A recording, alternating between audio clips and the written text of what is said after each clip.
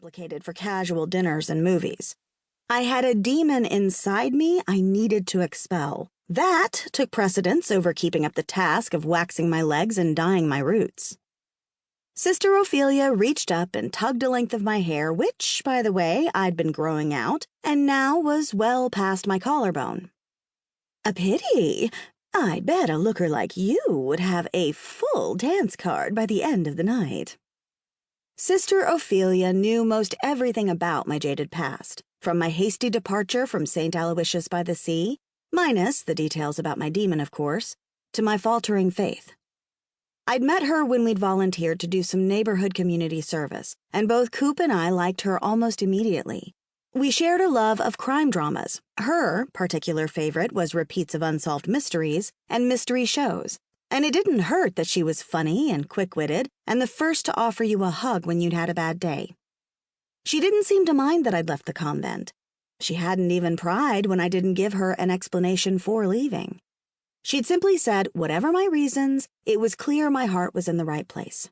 And that, coming from someone I not only respected, but someone from my former sisterhood, warmed me to my core. We'd been friends of sorts ever since.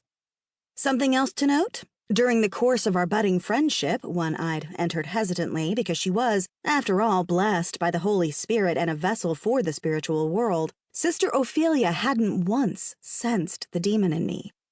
Not once. A relief? Sure. That enabled me to be close to the people I'd once treasured above all else. But didn't it also mean all the hoopla in the good book about nuns and priests sensing evil wasn't really true? I don't know. I do know it's one more bit of evidence to add to the pile of my rocked beliefs that I've packed away to address at another time. So, lovely girl, are you going to dabble a little in the dating pool? Maybe get your feet wet? She asked, her bright eyes amused. I grinned at her and drove my hands into the pockets of my jeans. For now, I'm going to leave the dating to the experts like Miss Carla. She has the dating thing on lockdown. Miss Carla Radagucci could find a date at a monk convention, and that's not a fib.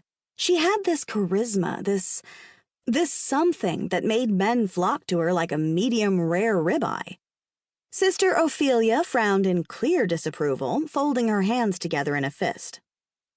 Miss Carla has many things, my child. Middle age and cankles are but two.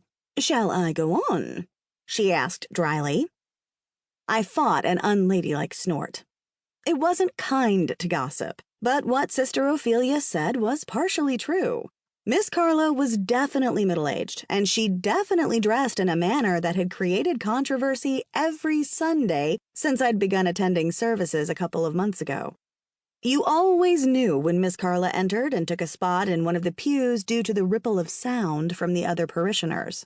And yes, I've been attending Sunday services here and there. Oddly, the demon in me hasn't rejected the idea of my entering sacred ground. Though I will tell you, I held my darn breath the first time I strolled inside to meet Higgs for lunch, and he introduced me to his good friend, Father Rico.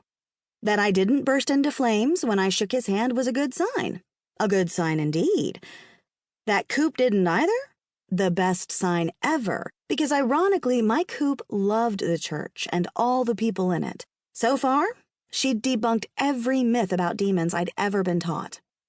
Anyway, I liked Carla's free spirit, her confidence, and her colorful choice of clothing and makeup. She lived her life the way she wanted to, and she didn't care what anyone said about it. Which was a good thing, because everyone said something about it. She'd been dubbed Our Lady's personal man-eater, always on the hunt for the next kill. A catty parishioner's words, not mine. However, she's the one who'd come up with the idea of the speed dating event and had somehow gotten it past Father Rico with his full approval. There was something to be said for the magic of Miss Carla. I popped my lips. You know you love Carla, Sister O. She put her hands in front of her and chuckled, her eyes expressing her fondness. That I do, but a spade's a spade, don't you agree, Trixie? Well, before we judge Miss Carla, we should remember she's the one who came up with this speed dating idea in the first place, and it's brought in a ton of money for the youth group. If no one's check bounces,